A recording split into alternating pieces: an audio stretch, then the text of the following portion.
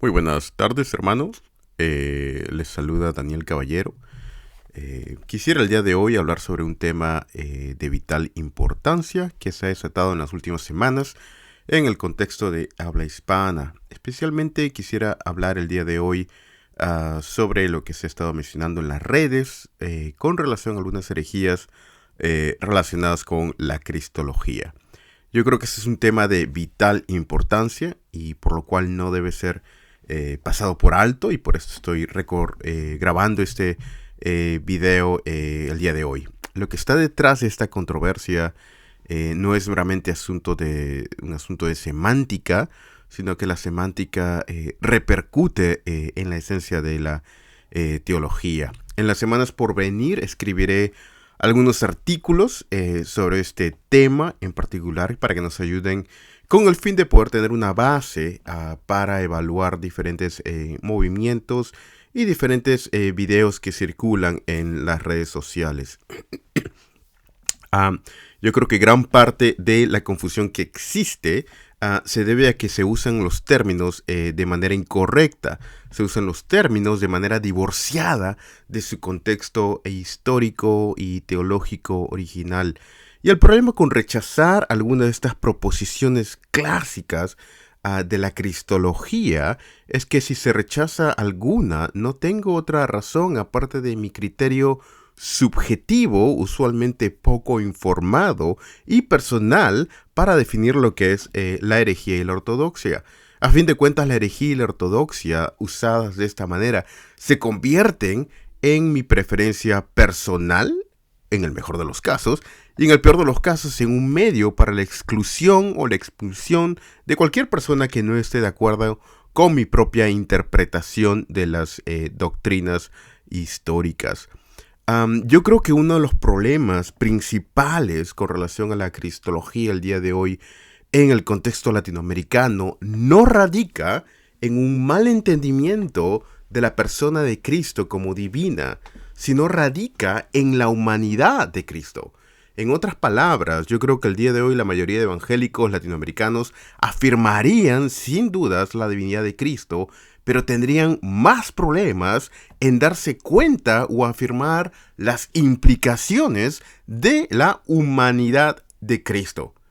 Y esto es un asunto de vital importancia, porque un Cristo que no es completamente humano es un Cristo que es incapaz de salvar, y un Cristo que es incapaz de salvar aquello con lo que se identifica destruye las bases del Evangelio. En este pequeño corto video y en un siguiente que grabaré, quisiera dar 10 proposiciones o 10 aforismos con el fin de interpretar la cristología ortodoxa. 10 proposiciones o aforismos para interpretar la cristología ortodoxa. En este video y este artículo que luego se publicará en el blog, examinaré las 5 o los 5 primeros aforismos. Y luego en un siguiente video los siguientes 5 aforismos, haciendo en total 10 aforismos. Recomiendo que estos dos videos se lean o se vean juntos porque los 10 aforismos hacen un todo completo. Si solamente toman 5 aforismos y luego los otros 5 y fuera de ese contexto, entonces va a quedar muy incompleto lo que quiero decir. Y se puede malinterpretar bastante lo que estoy diciendo. Por eso, si van a mencionar algo, por favor, examinen con cuidado las palabras de los 10 aforismos que estoy diciendo a continuación y no de uno solo sacado de contexto, porque ahí es donde viene, yo creo, el problema. Son 10 aforismos para la interpretación cristológica. Primer aforismo. Jesús no es eterno. El Hijo de Dios o el Logos lo es. Jesús no es eterno. El Hijo o el Logos lo es. ¿A qué me refiero con esto, con que Jesús no es eterno? Bueno, Jesús es una persona, no una naturaleza.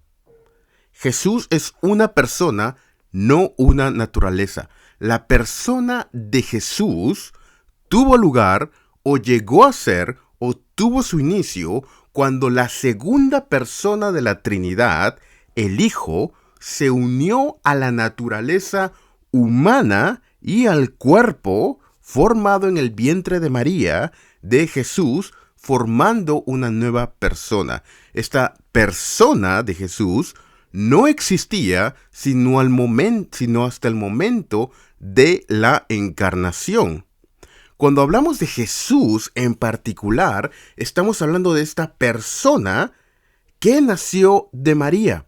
Estrictamente hablando, estamos hablando de cuando hablamos de aquel que estaba en el principio de la creación y a través del cual todo fue creado, estamos hablando del Hijo de Dios, el Logos, el Verbo, y no específicamente de Jesús, porque Jesús no existía antes de la encarnación del Verbo. Jesús no es una naturaleza, es una persona, y esta persona no tiene existencia antes de la unión de las naturalezas en el cuerpo formado de María, de Cristo Jesús. Jesús, la persona de Jesús, la persona humana de Jesús, no existía antes de que su cuerpo fuera formado en María, porque Jesús es una persona compuesta por dos naturalezas. Jesús no existía como una naturaleza antes de que su cuerpo fuera formado.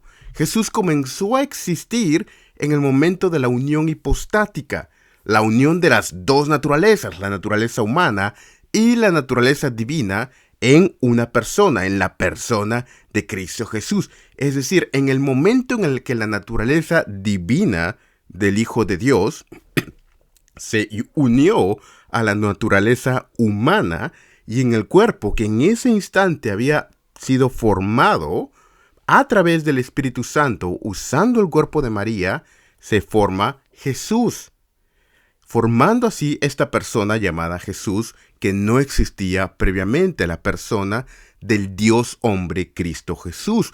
Cuando hablamos, por ejemplo, de las apariciones del Antiguo Testamento, esas apariciones del Antiguo Testamento de la divinidad o teofanías, estamos hablando usualmente de una referencia a la persona del Hijo. No estamos hablando de Jesús. El que aparece en las teofanías no es Jesús, porque Jesús no existía antes de que tuviera lugar la encarnación.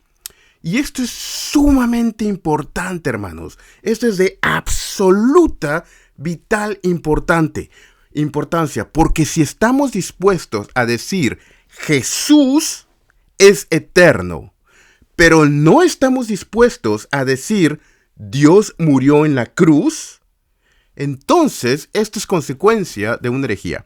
Necesariamente es consecuencia de una de estas dos herejías. Es, en primer lugar, o nestorianismo, porque estamos separando la naturaleza de la persona, haciendo que la naturaleza divina tome preponderancia o control sobre la naturaleza humana.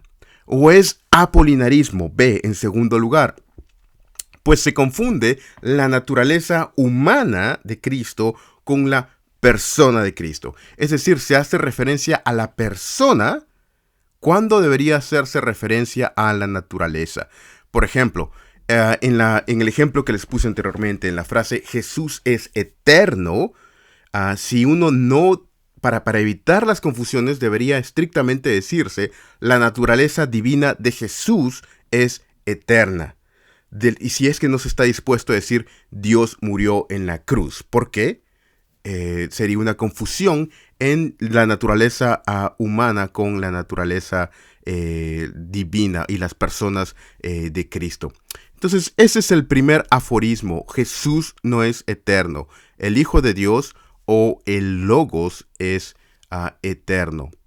En segundo lugar, el segundo aforismo es: la naturaleza humana de Cristo era anipostática y enipostática. Segundo aforismo: la naturaleza humana de Cristo era anipostática y enipostática. Ok, estamos hablando de la unión hipostática, ¿verdad? Creo que todos Sabemos eso y nadie tendría problemas en afirmar la unión hipostática, dos hipóstasis o naturalezas en una persona. Pero cuando hablamos de una de las hipóstasis, y es esta, una esencia o una naturaleza, es decir, la naturaleza humana de Cristo, esta naturaleza humana de Cristo se caracteriza por ser enipostática y anipostática. ¿Y a qué nos referimos con esto? Bueno, la naturaleza humana de Cristo es anipostática. Y es anipostática porque tuvo un inicio y como tal no es eterna. Dado que esta naturaleza humana de Cristo es anipostática, llegó a existir en el momento exacto en el que la naturaleza divina del Logos o del Hijo se unió a ella, formando la persona de Cristo. La persona de Jesús, que nació de María, no existe sin la naturaleza humana, dado que la naturaleza humana de Cristo es anipostática, y dado que tuvo un inicio, y dado que no podemos separar la naturaleza humana de la persona humana, decimos que la persona de Jesús tuvo un inicio.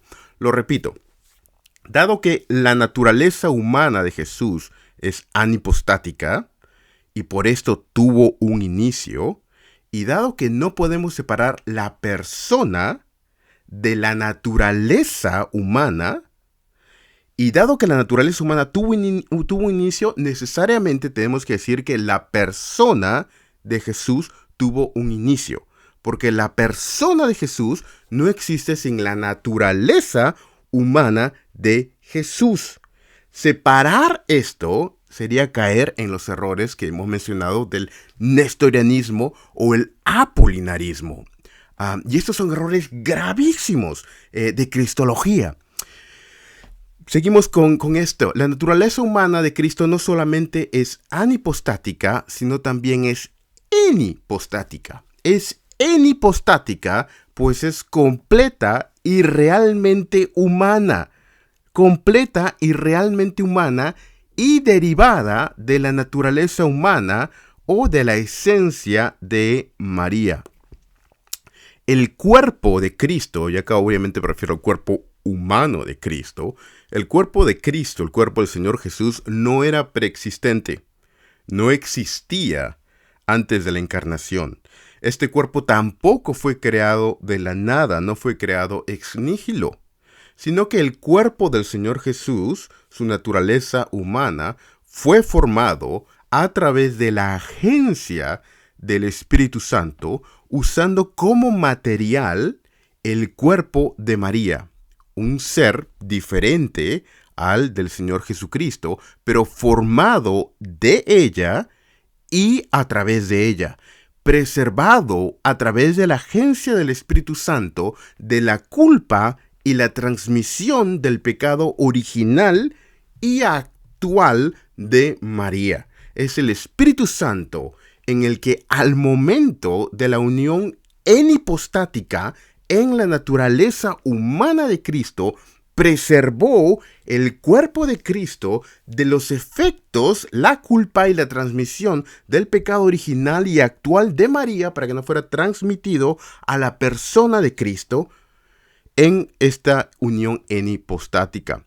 De la misma manera que el Espíritu Santo y Dios, usó la tierra en la creación del hombre para crear a Adán, luego el Espíritu Santo usa el cuerpo de la mujer, María, para la creación del cuerpo y la esencia o la naturaleza humana del segundo Adán, Cristo Jesús.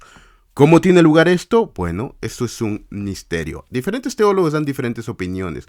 Por ejemplo, Erickson menciona que el Espíritu Santo creó un espermatozoide del cuerpo de María a fin de que se uniera a un óvulo de María.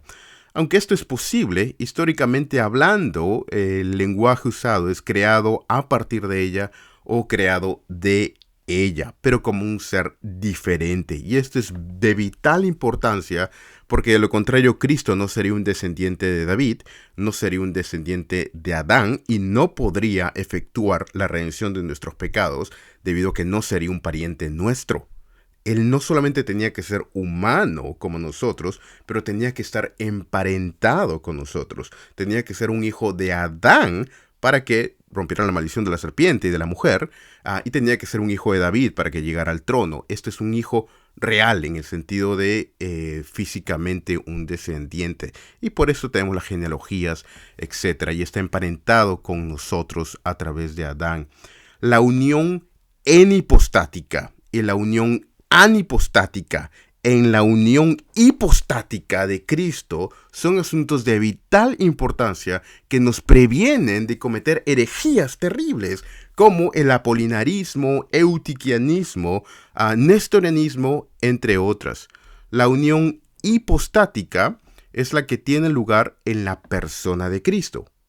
En la persona de Cristo, cuando su naturaleza humana se une a su naturaleza divina de manera indivisible. Estas dos naturalezas, la naturaleza humana y divina, no se pueden dividir, no se pueden mezclar, permanecen siempre distintas y sin alteración. Estas dos naturalezas, la divina y la humana, no se pueden dividir, no se pueden separar, no se pueden mezclar, permanecen distintas sin alteración. Podemos distinguir, pero no podemos separar la naturaleza humana de la naturaleza divina en la persona de Cristo. Y es vital entender que estamos hablando, cuando hablamos de Cristo como persona o naturaleza, estamos hablando de cosas, estamos haciendo distinciones.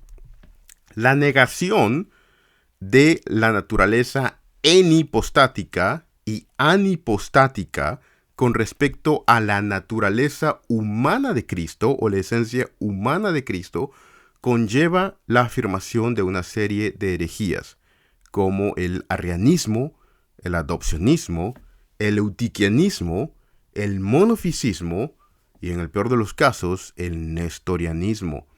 Por ejemplo, la negación de la naturaleza anipostática de la humanidad del Señor es docetismo, pues se niega que el cuerpo de Cristo sea completamente humano o realmente humano, es decir, que no tuvo un inicio, sino que siempre existió. Esto es docetismo.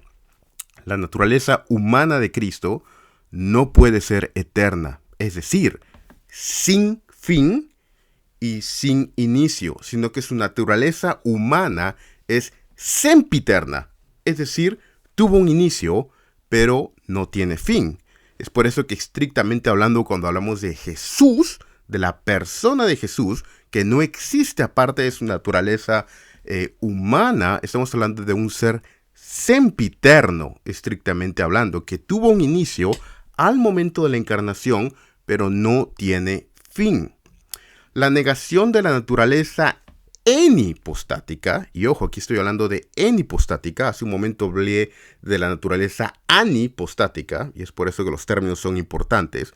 La negación de la naturaleza enipostática es apolinarismo, pues aunque se afirma que Jesús tenía un cuerpo humano, que llegó a existir en el tiempo, de carne y hueso, no es un cuerpo como el nuestro, pues no fue descendiente de Adán y no podría haber efectuado la redención de nuestros pecados, porque no está emparentado con nosotros y mucho menos sería hijo de David y no tendría acceso al trono de su padre David.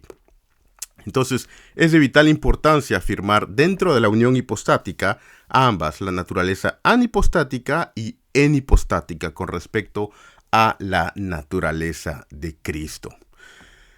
Tercer aforismo que quisiera hablar el día de hoy.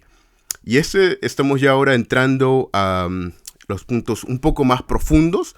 Los primeros puntos son los más fundamentales. Yo creo no habría cualquier curso de iniciación en la teología mencionaría esto, pero estos puntos ya comienzan a ser un poco más profundos. Y yo creo que, haciendo un paréntesis, ese es uno de los problemas, yo creo, por los que hay estas controversias, que realmente tenemos muy poco material académico en español de teología sistemática.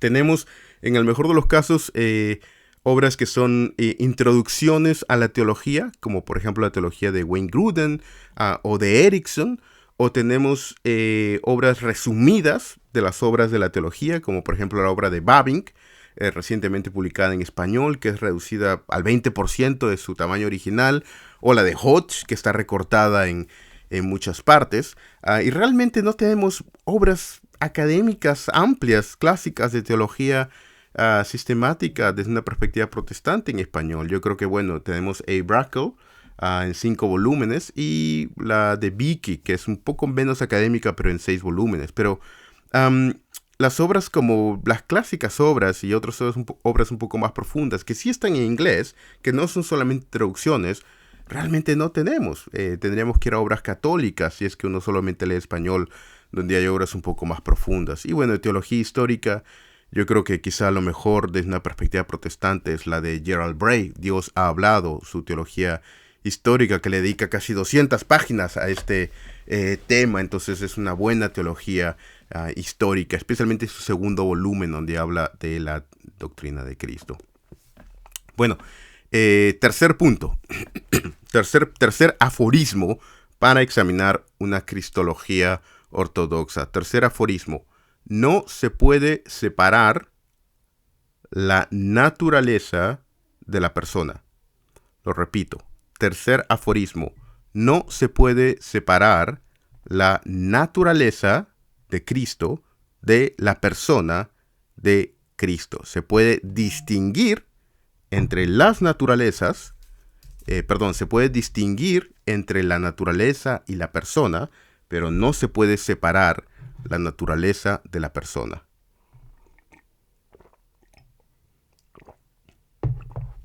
Aunque es absolutamente necesario, es de vital importancia que distingamos entre naturaleza y persona, es igualmente absolutamente necesario que no las separemos. Lo repito, es absolutamente importante que distingamos entre ambos, naturaleza y persona, pero es igual absolutamente importante que no las separemos. Distinguimos, pero no separamos. La persona de Cristo, es decir, esto es después de que el Hijo se encarnara, no puede separarse de la naturaleza humana de Cristo. Ni tampoco la persona de Cristo puede separarse de su naturaleza divina. Los actos, las acciones de Cristo, de la persona de Cristo, Cristo hace sus actos. Quien hace los actos es una persona, Cristo. Los actos o las operaciones de Cristo son adscritos a su persona, siendo sus naturalezas, las naturalezas de Cristo, quienes hacen posible la ejecución de dichas operaciones. Pero quien hace dichas operaciones es la persona de Cristo, no una naturaleza de manera individual separada de la persona. Quien ejecuta la acción es la persona y lo hace en virtud de su naturaleza. La naturaleza es aquella que posibilita la acción ejecutada por la persona. Pero quien ejecuta la acción es la persona, no una naturaleza independientemente separada o aparte de la persona. Por ejemplo, es Cristo como persona quien muere. Es Cristo quien muere. Pero Cristo es capaz de morir debido a su naturaleza humana. Es la persona de Cristo quien recibe adoración. Estamos adorando a la persona de Cristo. Pero Cristo recibe adoración en virtud de su naturaleza divina. De la misma manera, nuestra unión efectuada a través del Espíritu Santo es con la persona de Cristo. Sin embargo, dicha unión con la persona de Cristo es posible solamente en virtud a su naturaleza humana.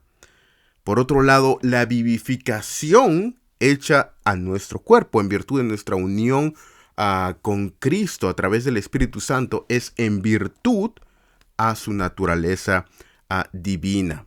¿Se dan cuenta? Estamos hablando de actos que la persona de Cristo realiza, no de manera independiente, separadas de la persona, no actos independientes de las naturalezas, separadas de la persona, sino es la persona ejecutando actos a través o en virtud, mejor dicho, en virtud de sus naturalezas. El peligro de separar la naturaleza de la persona es nestorianismo. Lo repito, separar la naturaleza de Cristo, de la persona de Cristo, las naturalezas de la persona, es nestorianismo. No distinguir entre las naturalezas es eutiquianismo. Si yo separo la persona de Cristo de la naturaleza de Cristo, soy nestorianista. Si yo confundo las naturalezas humana y divina, es eutiquianismo. Déjame ponerle un ejemplo para que quede un poco más claro. Por ejemplo, cuando hablamos de María, María es madre de Cristo. María es madre de Cristo, una persona. Sin embargo, Cristo no es una naturaleza sola, independientemente de la persona. No, Cristo no es una naturaleza humana o divina en aislamiento de la persona. Tampoco no es una naturaleza separada de otra naturaleza. Quien estuvo cansado no fue solamente la naturaleza de Cristo, sino la persona de Cristo. Quien es el pan de vida eterna no es solamente la naturaleza divina de Cristo, es la persona de Cristo, quien es el pan de vida eterna. Quien tuvo sed no fue la naturaleza humana de Cristo, sino la persona de Cristo. Cristo no obra aparte de sus naturalezas, ni sus naturalezas aparte de su persona. No podemos decir la naturaleza humana de Cristo tuvo sed. Fue Cristo quien tuvo sed, porque no existe una naturaleza humana aparte de la persona. No existe, no puede existir. La naturaleza humana de Cristo existe solamente en conjunción con la persona de Cristo. Y esto es sumamente importante, porque después de la encarnación, después de que la encarnación tuvo lugar, las naturalezas no existen u obran aparte de la persona de Cristo. Y quien obra y a quien se adscriben las obras es a la persona. Es la persona quien lo hace. Supongamos que alguien dice en un texto, María es la madre de Jesús. Y luego dice, Jesús es eterno, en el mismo texto. El problema aquí es que estoy confundiendo la persona con la naturaleza. Estoy confundiendo la persona con la naturaleza. En el primer caso, cuando digo María es la madre de Jesús, estoy hablando de la persona de Jesús. La persona de Jesús. Porque María es madre de la persona. María es madre de una persona. Pero en el segundo caso, cuando digo Jesús es eterno, estoy hablando de la naturaleza. Estoy haciendo una referencia a la naturaleza de Jesús, que es eterna. ¿Se dan cuenta? En un caso estoy hablando de la persona de Jesús que nació de María. Y en otro caso, cuando digo Jesús es eterno, estoy haciendo referencia a la naturaleza divina de Jesús. Porque la naturaleza humana de Jesús tuvo un inicio. Y Jesús tuvo un inicio. Negarlo sería ir en contra de la naturaleza enipostática, como dijimos. Y sería una formación de apolinarismo, como dijimos anteriormente. Si yo hago estas afirmaciones sin discriminar o sin explicar más y solamente las suelto en el mismo párrafo, en el mismo texto, etcétera, sin explicar lo que yo estoy diciendo, estoy confundiendo, en este caso, naturaleza con persona.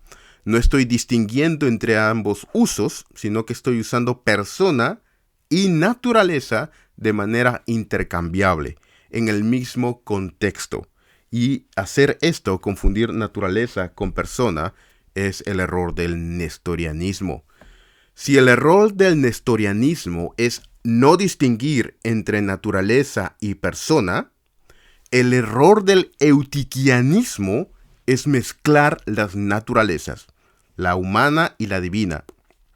y las facultades propias a cada naturaleza, en la cual la naturaleza humana queda subyugada o opacada o obliterada con respecto a la naturaleza divina. Y esto es eutiquianismo, que también es una herejía. Por ejemplo, quien ora en Getsemaní, quien está orando en Getsemaní diciendo, Señor, que pase de mí esta copa si es tu voluntad, pero que sea tu voluntad y no mi voluntad, quien está orando ahí es la persona de Cristo. Pero la sumisión a la voluntad del Padre la experimenta en virtud de su naturaleza humana. Yo no puedo decir que Cristo está experimentando esto en virtud de su naturaleza divina. Es la naturaleza humana. Debo distinguir que en Getsemaní Cristo tenía dos voluntades, y cada voluntad propia a su naturaleza, y es la naturaleza humana la que está expresándose a través o en la persona al momento de orar. Pero quien ora es la persona. Si yo no distingo entre esto y mezclo las voluntades en una sola voluntad y afirmo que Cristo tenía una sola voluntad, esto es eutiquianismo. Estoy mezclando las dos naturalezas en una sola. No estoy distinguiéndolas. Ok, hemos visto 3 aforismos brevemente que son fundamentales, yo creo los más esenciales para evaluar una cristología ortodoxa. Y bueno, los 5 primeros aforismos que voy a dar en este video yo creo que son el ABC de una cristología, y los siguientes 5 aforismos yo creo que ya son un poquito más avanzados, digamos a un nivel intermedio, ¿no? Realmente me siento tonto diciendo estos aforismos porque es lo que podrían encontrar en cualquier libro de teología. ¿No? Y Brakel, Turretin, Aquino, Owen hablan ampliamente de todos estos puntos, dedicándole muchas páginas. Sin embargo, no se encuentra mucho de esto en los libros contemporáneos de teología porque realmente reducen bastante, ¿no? Lo reducen, algo que tomaría 200 páginas en el pasado, lo reducen a 4 páginas. Entonces realmente no se puede explicar mucho cuando es tan reducido a nuestra cristología. Y es una pena realmente que hemos perdido tanta profundidad en nuestra teología, a comparación de las teologías del pasado. Es como ir a un mundo diferente. Pero bueno, punto o aforismo número 4. Aforismo número 4. Y esto es sumamente importante, hermanos. Aforismo número 4. Lo que se dice de una naturaleza se puede decir con respecto a la persona. Lo que te dice con respecto a una naturaleza se puede decir con respecto a la persona, pero no con respecto a la otra naturaleza. Me explico. Lo que se dice, por ejemplo, de la naturaleza humana de Cristo, se puede decir de Cristo, pero no se puede decir de la naturaleza divina de Cristo. A ver, vamos a explicarlo un poco mejor. Aunque debemos distinguir entre persona, la persona de Cristo, y naturaleza, las naturalezas de Cristo, es imposible separarlas. Y dado que la naturaleza nunca actúa aparte de la persona, ni la persona actúa aparte de la naturaleza, todo lo que se dice o se usa como predicado de un sujeto o califica a la naturaleza, se dice necesariamente de la persona. Lo repito, dado que es imposible separar naturaleza y persona, y dado que la naturaleza nunca puede actuar aparte de la persona, ni la persona nunca puede actuar aparte de la naturaleza, en Cristo estoy hablando, todo lo que se dice, se califica, se predica o se afirma del sujeto, es decir, de la naturaleza, se dice necesariamente de la persona. Por ejemplo, la naturaleza humana de Cristo tuvo un inicio, por lo cual la persona de Cristo tuvo un inicio. La naturaleza divina de Cristo es eterna, por lo cual Cristo es eterno. La naturaleza humana de Cristo experimentó la muerte, por lo cual Cristo experimentó la muerte. La naturaleza divina de Cristo es una con el Padre, por lo cual Cristo es uno con el Padre. Más adelante va a quedar claro a estas aparentes contradicciones, que en realidad son aparentes, pero no lo son en absoluto.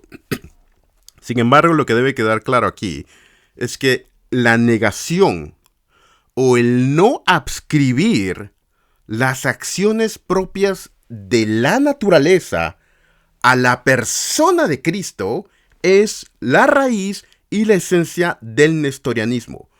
La negación o el no adscribir las acciones de la naturaleza a la persona de Cristo es nestorianismo. Por otro lado, adscribir las acciones de la persona en virtud de una naturaleza, pero con respecto a otra naturaleza, es eutiquianismo. Ahora, ya quizás todos se han perdido aquí, pero déjeme ponerle un ejemplo, lo repito. Por un lado, no adscribir las acciones de la naturaleza a la persona, de una naturaleza de Cristo, humano-divina, a la persona de Cristo es nestorianismo. Pero por otro lado, adscribir las acciones en Cristo relacionadas con una naturaleza, pero adscribirlas en virtud a su otra naturaleza es eutiquianismo. Porque aquí estamos confundiendo y mezclando las naturalezas en la persona. Recuerden, las naturalezas se distinguen, pero no se mezclan. Y esto es lo que hace el eutiquianismo. Por otro lado, lo que hace el nestorianismo es separar la naturaleza de la persona de Cristo. Y me explico con un par de ejemplos. Es decir, que mientras que puedo decir que lo que hace la naturaleza lo hace la persona, lo opuesto no es siempre lo mismo. Es decir, que mientras que puedo decir que lo que hace la naturaleza, por ejemplo, lo que hace la naturaleza humana o lo que hace la naturaleza divina de Cristo, lo hace la persona de Cristo, no puedo decir que lo que hace la persona de Cristo lo hace la naturaleza. Y aquí debo calificarlo. Porque estoy hablando de las diferentes naturalezas, no la misma naturaleza. Por ejemplo, Jesús, y acá me refiero a la persona de Jesús. Jesús fue hecho a partir del cuerpo de la Virgen María, pero no la divinidad de Jesús, es decir, la naturaleza divina de Jesús. ¿Se dan cuenta? Jesús, persona, hecho de María. Pero Jesús, la naturaleza divina de Jesús, no es hecha de María. Jesús, la persona, murió, pero no su naturaleza divina. Jesús es todopoderoso, pero no su naturaleza humana. Jesús es superior a los ángeles, pero no la naturaleza humana de Jesús. ¿Se dan cuenta? En este caso estamos aplicando a lo que hemos dicho. Estamos usando la persona, lo que decimos de una persona, lo decimos de la naturaleza. Pero lo que decimos de la persona con respecto a una naturaleza, no podemos adscribirlo a otra naturaleza. Por ejemplo, la naturaleza divina de Jesús es infinita, por lo cual Jesús es infinito. Pero no puedo decir que la naturaleza humana de Jesús es infinita. ¿Por qué? Porque aquí estoy yendo de naturaleza divina, es decir, que naturaleza divina es infinita, Jesús es infinita, por lo cual la naturaleza humana de Jesús es infinita. No, porque aquí estoy cambiando intercambiablemente entre la naturaleza humana y la naturaleza divina. No puedo, esto es eutiquianismo, sino que lo digo con respecto a la persona, pero no con respecto a la naturaleza. El riesgo de predicar o decir lo que decimos de la persona de Cristo con respecto a una naturaleza, su naturaleza humana o divina, y adscribirlas, esta propiedad particular de esta naturaleza, y adscribirlas a la otra naturaleza de Cristo, inevitablemente humaniza la divinidad o diviniza la humanidad. Y esto es importante. Todo lo que se dice de una naturaleza se dice de la persona. Todo lo que se dice de la naturaleza, de una naturaleza, se dice de la persona. La naturaleza humana de Cristo tuvo un inicio, por lo cual la persona de Cristo tuvo un inicio. La naturaleza divina de Cristo es eterna, por lo cual Cristo es eterno. La naturaleza humana de Cristo experimentó la muerte, por lo cual Cristo experimentó la muerte. La naturaleza divina de Cristo es una con el Padre, por lo cual Cristo es uno con el Padre. Pero no puedo adscribir lo que estoy diciendo de una naturaleza. Por ejemplo, la naturaleza humana de Cristo experimentó la muerte y decirlo como si estuviera hablando de la otra naturaleza, la naturaleza divina, por lo cual también experimentó la muerte. ¿Se dan cuenta? Esto es incorrecto. La naturaleza divina de Cristo es una con el Padre, por lo cual la naturaleza humana de Cristo también es una con el Padre. No, ahí este es eutiquianismo.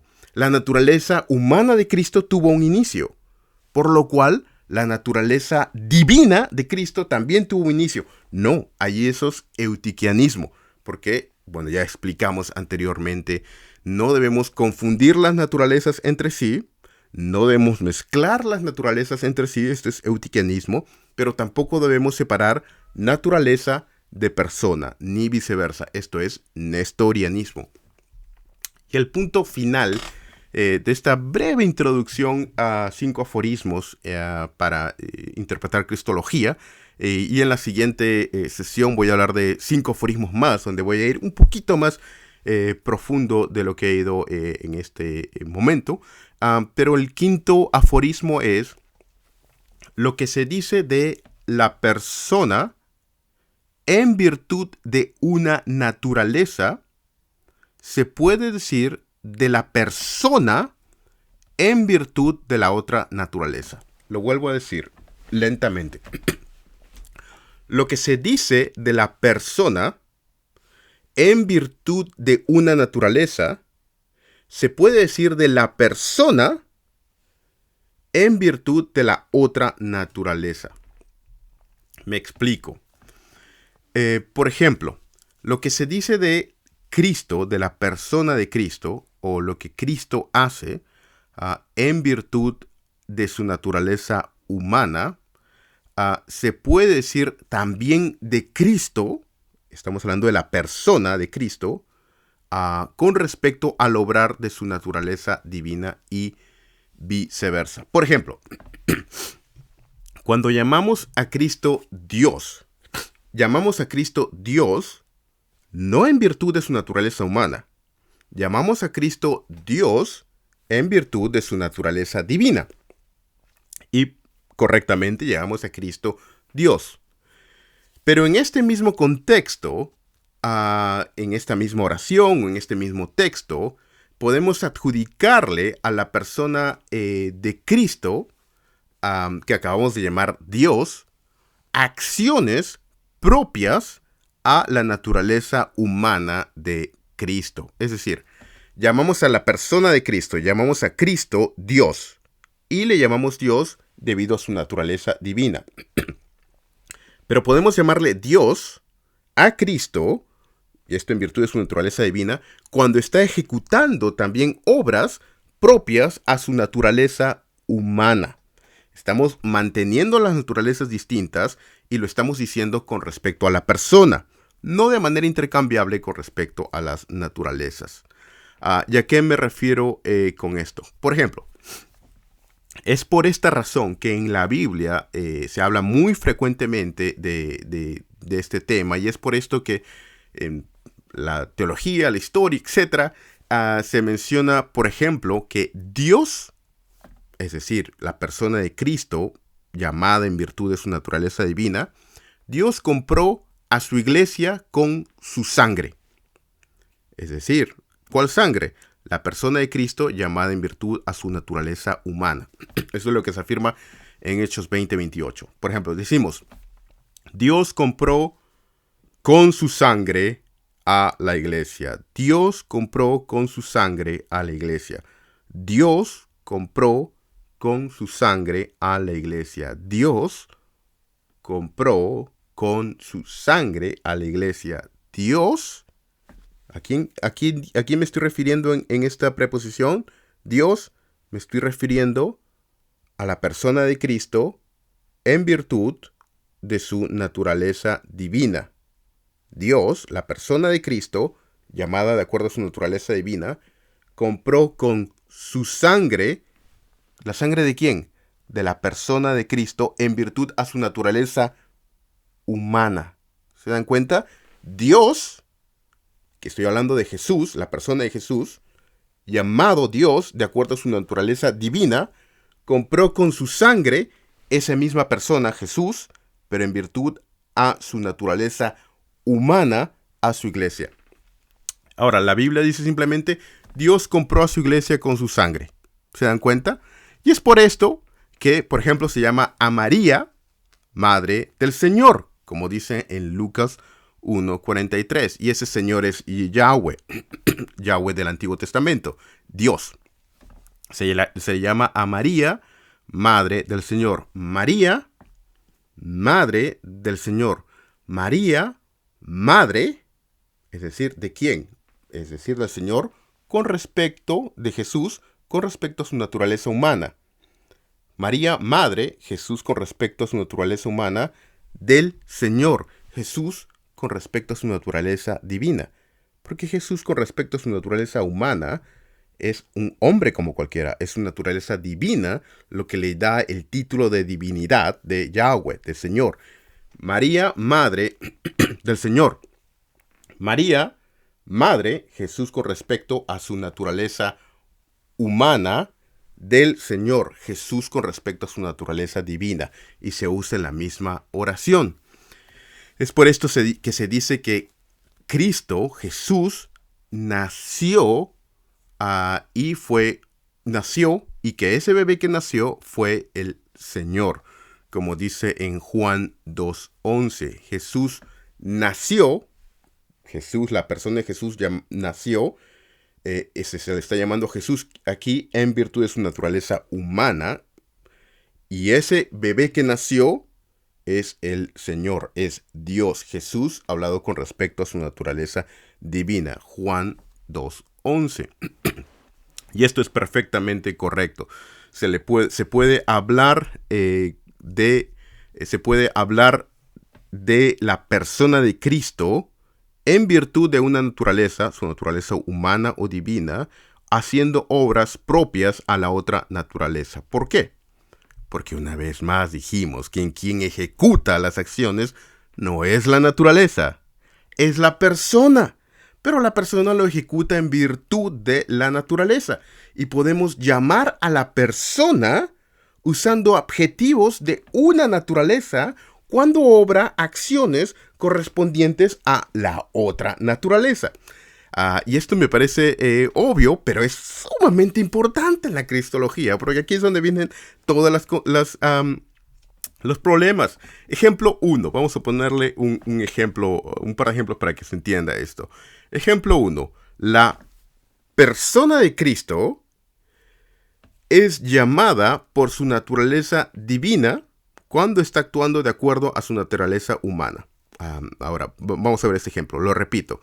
Ejemplo 1. Cuando Cristo, la persona de Cristo, Cristo Jesús, es llamado por su naturaleza divina, o se le da un nombre que es propio de su naturaleza divina, pero sin embargo está haciendo acciones que son propias de su naturaleza humana. Por ejemplo, aquí se dice que Dios murió en la cruz. Pero Dios, la naturaleza divina, no puede morir, obviamente, ¿no? Pero se le está diciendo Dios a Jesús en virtud de su naturaleza divina, se le llama Dios, pero se dice que muere porque está haciendo una acción en virtud de su naturaleza humana. Dios derramó su sangre en la cruz. Dios compró a su iglesia con su sangre. Dios creció en conocimiento. Aquí nuevamente se le está llamando Dios a Jesús, se le está llamando Dios, es un atributo o un calificativo o un adjetivo en virtud de su naturaleza divina, se le llama Dios, pero se dice que creció en conocimiento. Se está se está haciendo referencia a una acción propia de su naturaleza humana, no divina. Dios nació de mujer.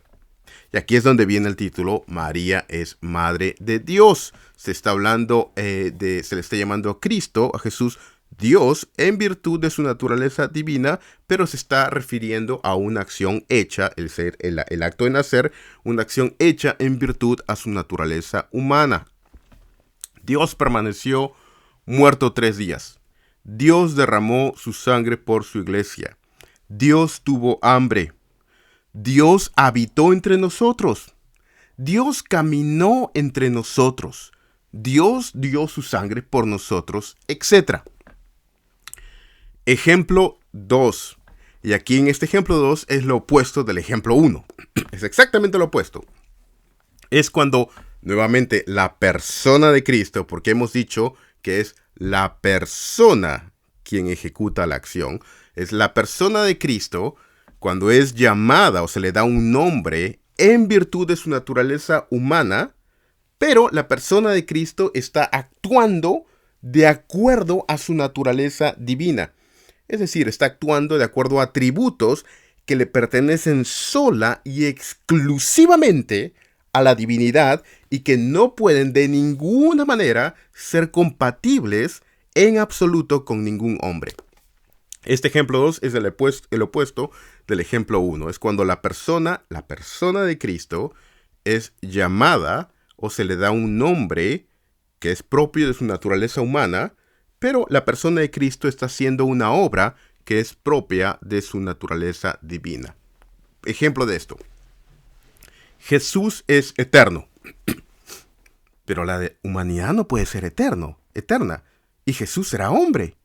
Jesús es eterno. Aquí Jesús se le está dando el nombre de acuerdo a su naturaleza humana, pero se le está adscribiendo una acción propia de su naturaleza divina. Jesús es eterno.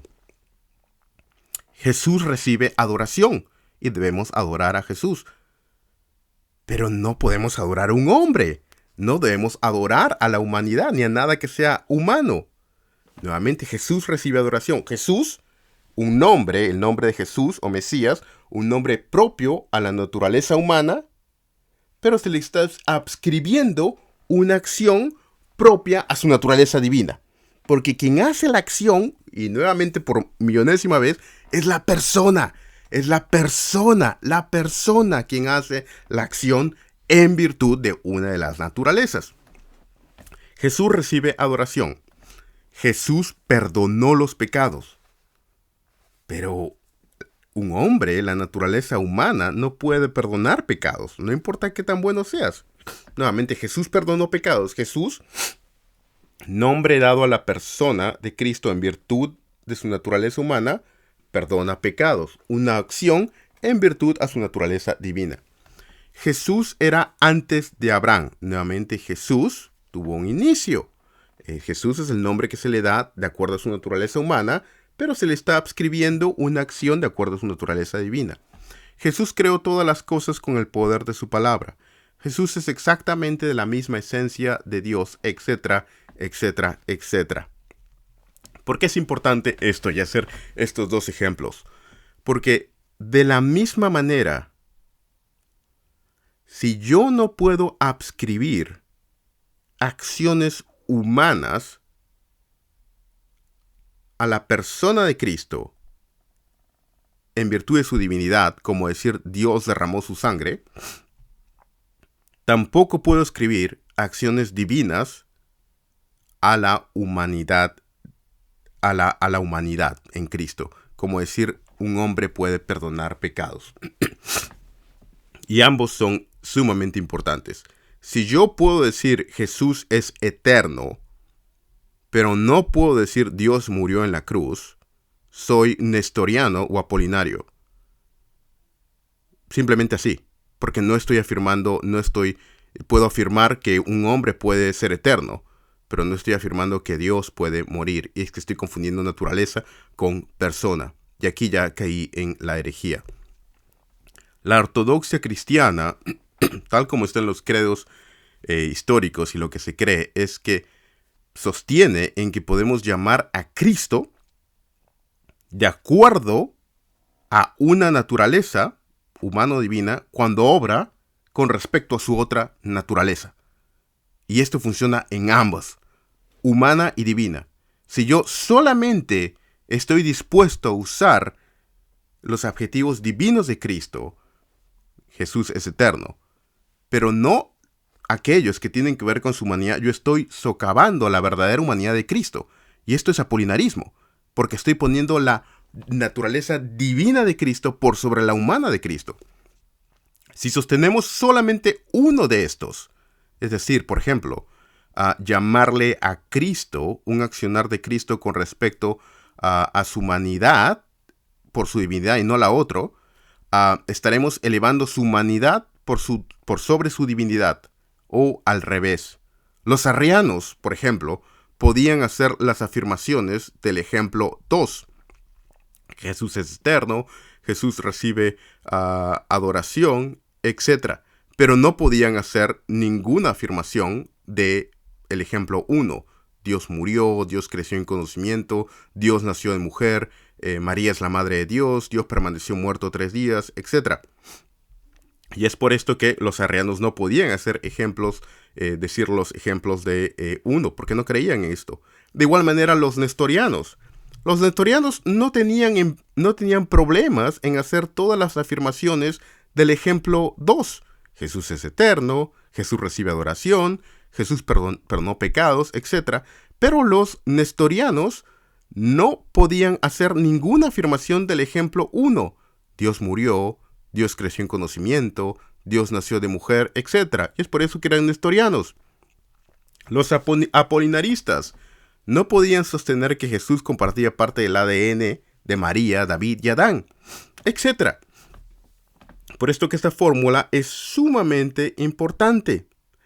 Yo puedo llamar a Cristo, y debo de llamar a Cristo, y la Biblia lo usa todo el tiempo, lean, todo el tiempo, se le llama a Cristo con un adjetivo o un nombre propio a una naturaleza divina, por ejemplo, o humana, cuando está haciendo obras con respecto a otra naturaleza. Y lo dijimos, por ejemplo, Jesús perdona pecados, y por eso lo querían apedrear, porque se le está llamando Jesús, un nombre ya dado propio a su naturaleza humana, pero está obrando acciones propias a su naturaleza divina. Y lo mismo también es cierto, se le llama a Jesús Dios.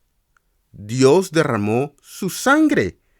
Dios se le está llamando a Jesús con un nombre propio a su naturaleza divina, pero él está ejecutando una acción, derramar su sangre, propia a su naturaleza humana. ¿Se dan cuenta? Y este era un test básico que tiene 1700 años y se han escrito cientos de páginas y se menciona en casi todas las confesiones de fe. Y me llama increíblemente la atención que algo así se discuta realmente, porque Owen lo menciona en sus libros, en Martín Lutero, Francisco Turretin. Es tan claro esto que estoy mencionando que hasta me siento tonto mencionándolo y que se discuta, porque lo doy como algo que es sumamente claro en la ortodoxia cristiana y que nadie, a no ser que se sea un hereje, debería negarlo, porque es un test de ortodoxia que ha estado en la iglesia por los últimos 1600 años. Y yo creo que es importante por eso que tomemos nuestra teología de libros buenos y no de otras fuentes que lamentablemente se toman en estos días. Quiero concluir este punto, ¿no? Por ejemplo, decir que no debemos usar la frase María, Madre de Dios, porque se pensaría también que María es madre de la divinidad de Dios, me parece absurdo realmente, porque no hay ningún teólogo que haya dicho esto y no hay nadie que haya creído esto. A veces a veces los argumentos que se presentan es como decir, no debemos llamar a los unicornios que corren por el sol de color verde para que la gente no se confunda que son unicornios de color blanco o que los unicornios son de color blanco. No hay unicornios en primer lugar, nadie está hablando esto. Y aún así, si es que alguien se confunde, en lugar de negar e ir en contra de frases que socavan completamente puntos vitales de la ortodoxia cristiana y han sido test de ortodoxia, deberíamos explicarlas en lugar de simplemente negarlas, lo cual abre una caja de Pandora a una serie de dificultades.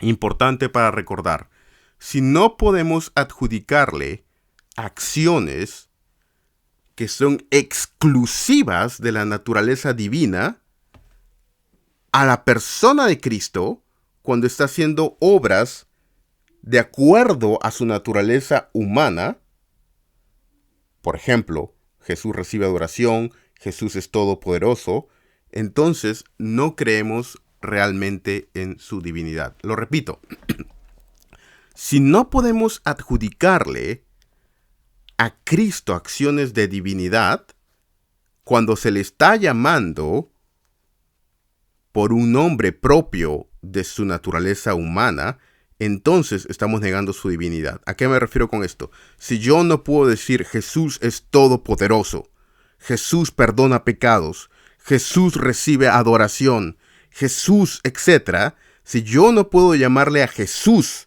un nombre que se le da a la persona de Cristo de acuerdo a su naturaleza humana, si yo no le puedo llamar a Jesús, o no puedo decir que Jesús, cuando se le está llamando un nombre de acuerdo a su naturaleza humana, está obrando una obra que es particular a su divinidad, entonces realmente yo no creo en su divinidad. Por otro lado, lo opuesto también es cierto. Si yo no puedo adjudicarle acciones que son exclusivas o que pertenecen al hombre o a la naturaleza humana de Cristo, cuando la persona de Cristo, cuando Cristo está actuando de acuerdo a su naturaleza divina, yo no estoy creyendo realmente en su divinidad. Por ejemplo, Dios derramó su sangre por su iglesia. Dios murió en la cruz. Dios nació de una mujer. Si yo no puedo adjudicarle una acción propia de la naturaleza humana, como por ejemplo morir, derramar su sangre por la iglesia, cuando a la persona de Cristo se le está llamando un adjetivo que es de acuerdo a su naturaleza divina, entonces yo realmente no creo en su humanidad. Y esto es apolinarismo o peor aún nestorianismo. Hay un Jesús que no es completamente Dios y completamente hombre y que no puede no puede ser de esta manera, no se le puede decir de esta manera intercambiable. No es un Jesús que puede efectuar la redención. Es por esto que es vital que yo pueda llamar a Jesús un nombre que es de acuerdo a su naturaleza humana, haciendo acciones divinas. Jesús perdona pecados.